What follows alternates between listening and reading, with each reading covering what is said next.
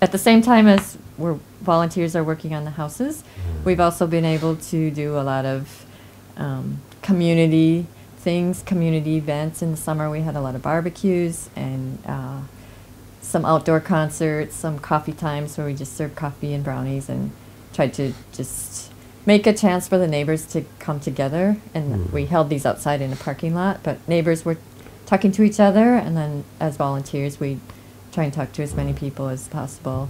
And this was also a way we could find out what people needed and sometimes find more people who needed help. And we have had a number of Christian concerts, at first outside in the parking lot, and then now later we're needing to have them inside. But at those concerts, I think every singer has told at least partially their story of how they came to know Jesus. And so in that way, a really natural way, we've been able to begin sharing the Lord with people. And every time we have an event, there are more people that ask for help.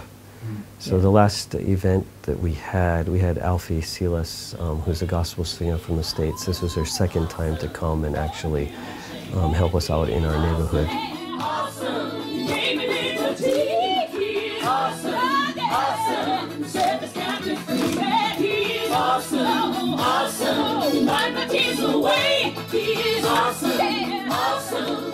She seems to love coming to small events in neighborhoods, and you know, we had four families come and ask for help with their houses at that one event just a few weeks ago. So there's still people who have houses that are either barely touched or they just don't know what to do with them, trying to decide whether to tear their house down or fix it. And a lot of these houses could be fixed, but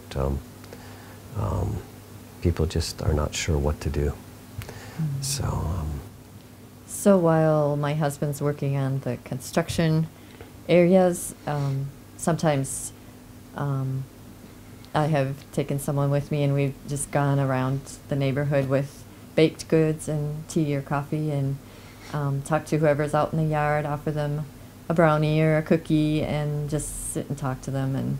And this is really unusual for Japan. It doesn't generally happen that you just walk up to someone cold and ask them how they're doing and they start to tell you all their difficult situations. But we found that people really brighten up just to get a homemade cookie or a homemade piece of cake, and people start to look forward to that, and when they see you coming it's like, oh, something good is gonna yeah, she's become known as the cookie lady or the snack lady in the neighborhood. So, but it's just a way to meet more people.